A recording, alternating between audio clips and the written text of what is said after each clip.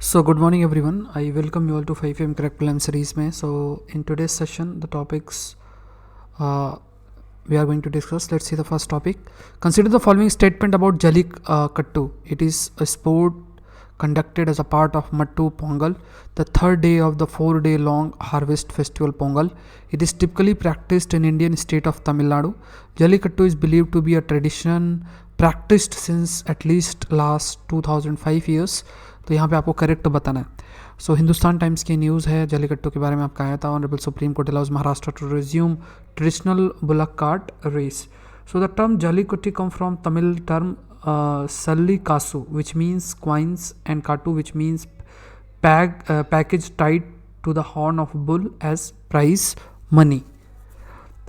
So Jallikattu is believed to be a tradition practiced since at least last 2005 years.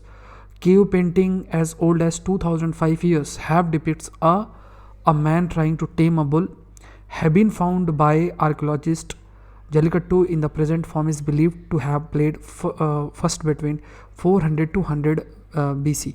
तो बहुत पुराना है ये जल्लीकट्टू. तो it's a sports conducted as a part of Mattu Pongal. This is a correct statement. Typically practised in Indian state of Tamil Nadu. This is also correct. Jallikattu is believed to be a traditional practiced since at least last 2005 years. So this is also true. Answer is that is 1, 2 and 3. So this session is presented by me. My name is Saurabh Pandey. So let's see the next question. Consider the following statement about western disturbance. यहाँ business line पे भी है cold waves likely to hit north west. IMD के according ये आपका data आपका रखा गया है. So there are storms that originate in the Mediterranean region. Western disturbances are important for the development of Kharif crop. It is a non-monsoonal precipitation pattern driven by easterlies. So यहाँ पे अगर देखा जाए the first statement is it states that they are the storm that originate in the Mediterranean Sea. तो ये Mediterranean Sea में आपका when you talk about तो ये ओरिजिनेट होते हैं और ठंड के टाइम पे बारिश भी होती है. खासतौर से नॉर्थ इंडिया में राइस की कल्टिवेशन वीट की कल्टिवेशन के लिए काफ़ी इंपॉर्टेंट है. Western disturbance are important for the development of kharif crop. It's not kharif crop, it's rabi crop जो अक्टूबर नवंबर में ग्रो करता है. It's a non monsoonal precipitation pattern driven by westerlies क्योंकि वेस्टर्न साइड से आपका ये ब्लो होता है. The moisture in these storms usually originate over the Mediterranean Sea, the Caspian Sea and the Black Sea. Western disturbances are important for the development of rabi crop, which include the locally important staple wheat. तो ये incorrect है, ये incorrect है. Answer जो है that is answer is B. That is 1 only. Next question. Consider the following statement about chief election commissioner of India. About chief election commissioner of India. Indian express का article है. देखो हिंदू के जो topics हैं already हम लोग Hindu analysis में cover कर लेते हैं, चाहे प्रीलिम्स मेंस दोनों एस्पेक्ट होते हैं. कुछ जैसे प्रीलिम्स प्रोस्पेक्टिव से जो इंपॉर्टेंट टॉपिक्स और जगह भी आते हैं तो भी थ्रू दिस सीरीज़ हम लोग इसको कवर कर रहे हैं. तो ये आपको ध्यान में रखना, जितने भी सोर्सेस हैं उससे you are trying to cover जो भी आपके प्रीलिम्स स्पेसिफिक है. मेंस के लिए तो आपको एक पेपर बहुत मोर देन सफिशिएंट है. A body constitutionally empowered to conduct free and fair elections only to the national and state legislatures. The power of the Election Commission of India is derived from Article 322 of the Constitution of India. 2/3 of the Lok Sabha and Rajya Sabha need to present and vote against him for disorderly conduct or improper actions. तो यहाँ पे you have to tell the correct answer. A body constitutionally empowered to conduct free and fair election not only national and state legislator but also of president and vice president. तो ये गलत हो गया. A power of the Election Commission of India is derived from Article 324. It's written 324 articles से derive of the Constitution of India. So this is also wrong. Two-third of the Lok Sabha and Rajya Sabha need to present and vote against him for disorderly conduct or improper action. तो यहाँ पे जो answer है that is 3 only. This is. So let's see the next question. Consider the following statement about foreign direct investment. FDI के ऊपर है. यहाँ भी देखोगे India recorded its highest ever FDI inflow of $81.97 billion in 2020-2021.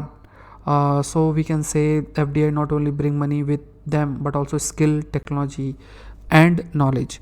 So यहाँ पे इस question को देखा जाए, if you see this question, foreign direct investment is a purchase of an interest in the company by a company or investor located outside its border. The investment may involve acquiring a source of material, expanding company's footprint, or developing multinational presence. FDI only brings money, तो it's not money, इसके बाद skill भी है, foreign direct investment भी जिसे हम कहते हैं, स्किल और टेक्नोलॉजी और नॉलेज भी साथ में लेकर आता है।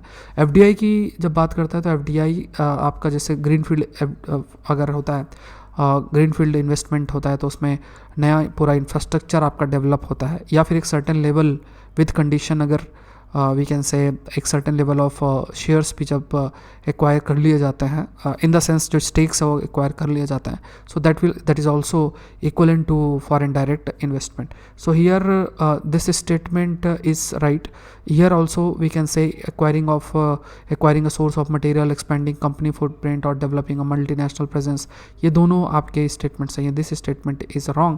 Answer is that is 1 and 2. Next है the economic advisory council से PIB की news है. So economic advisory council to Prime Minister. Economic Advisory Council to the Prime Minister had recently released the report on the state of foundational literacy and numeracy in India. As per the report, the index is an indicator of literacy among people below 18 years. Among large states, West Bengal bagged top honor while Bihar finished at the bottom.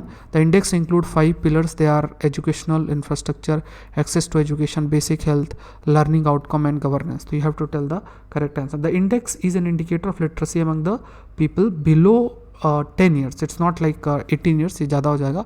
Below 10 years. So this statement is wrong. The report was prepared by Institute for Competitiveness and released by Economic Advisory Council to the Prime Minister. Chairman जो है बिबिक देबरॉय है. The categories that they are consider for ranking are large state, small state, union territory and north east. Among the small state Kerala finished on top with 68, while Jharkhand languished at the bottom with 45.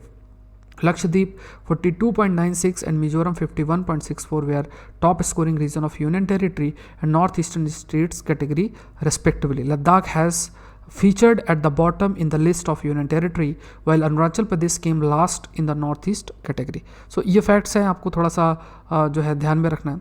So when you talk about this, so यहाँ पे ये गलत है, बाकी दोनों statement if you see are correct. Answer है that is 2 and 3. Next है Samudrayaan project है, ये भी PIB का ही न्यूज़ है आपका, जिस पर बेस्ड आपका ये क्वेश्चन है. Consider the following statement about Samudrayaan project of the Ministry of Earth Science for deep ocean exploration for sea floor mapping. It is a 10-year project. यहाँ पे you have to tell the correct answer. Which of the following given above is correct? तो it's not a 10-year project, it's a 5-year project. तो यहाँ पे आपका गलत हो गया ये. It's a 5-year project. उसके अलावा for deep ocean exploration for rare minerals, for deep ocean exploration for rare mineral exploration, जो रेयर मिनरल्स हैं उनके एक्सप्लोरेशन से रिलेटेड आपका ये प्रोजेक्ट है. तो दिस इज़ ऑल्सो रॉन्ग. ये आपका सही है कि this project basically Samudrayaan project is by the Ministry of Earth Science. So answer is that is 1 only. Next देखते हैं, consider the following statement about nuclear power reactors. Nuclear reactors operate on the principle of nuclear fusion. This heavy atomic nucleus split into 2 smaller fragments. Nuclear plants are usually considered to be a base load station since fuel is a small part of the cost of production. You have to tell the correct answer. So यहाँ पे भी देखोगे, ये हिंदू से आया भी था. अब यहाँ पे देखो, when you talk about nuclear fusion, so nuclear reactor basically they are not based on nuclear fusion. यहाँ पे 2 आपके मॉलिक्यूल कंबाइन करते, it's based on nuclear fission. जैसे हाइड्रोजन कंबाइन करके हीलियम बनाते, it's a nuclear fusion. Fusion मतलब single जो atom है उसका ब्रेक डाउन से and then energy is released. So nuclear reactor operate on the principle of nuclear fission. Nuclear plants are usually considered to be base load station since fuel is a small part of the cost of production and because they cannot be easily or quickly dispatched. Their operation, maintenance and fuel cost are at the lower end of the spectrum, making them suitable at the base load power suppliers. However, the cost of proper long term radioactive waste storage is uncertain. So that is the aspect related with the costing related with the nuclear power reactors. So in this heavy atomic nucleus आपका 2 small fragments में divide होता है. Nuclear plants they are usually considered to be a base load station since fuel is small part of the cost of production. So ये statement भी सही है, ये भी सही है. Answer है that is 2 and 3। सो अगर आप सेशन लाइव देख रहे हैं, लाइक बटन जरूर से प्रेस करें। अभी आपके पास मौका है, बहुत ही ग्रेट मौका है। अभी लास्ट 3 डेज़ आपके लिए बचे हैं for UPSC annual prize hike का, और ये आपका 23 दिसंबर तक एक्सटेंड किया गया। 1 ईयर या 2 ईयर, 1 ईयर या बियॉन्ड का आप सब्सक्रिप्शन लेते हैं तो आपको 3 मंथ्स एक्स्ट्रा भी मिलेगा, साथ में ये डिस्काउंट भी रहेगा। कोड यूज़ करना है SPLIV। अब इसमें क्या है कि जितने एजुकेटर्स हैं, सारे एजुकेटर्स के सारे कोर्सेज आप जितनी बार चाहें उतनी बार एक्सेस कर सकते हैं। जितने बैच कोर्सेज आएंगे उनको भी आप एक्सेस कर सकते हैं। Free test series, Unacademy, combat, T20, daily current affairs test series और अभियान, डेली स्टैटिक क्विज, ये सब चीज़ें आप जो है एक्सेस कर सकते हैं। स्पेशल क्लास आज आपकी होगी मैपिंग पर होगी, फिर आपका एनवायरनमेंट पे होगी, और फ्राइडे और सैटरडे 9:30 PM को आपका यहाँ फ्राइडे और सैटरडे 9:30 PM को आपका मॉक टेस्ट करंट अफेयर्स का होगा। ठीक है, सो ये सारी अनअकैडमी के अंदर फ्री क्लासेस हैं। कोड यूज़ करना है ज्वाइन करने के लिए, दैट इज़ SPLIVE। सो आज के लिए इतना है। आई होप ये सेशन आपके लिए हेल्पफुल रहा होगा। Thank you everyone, thank you.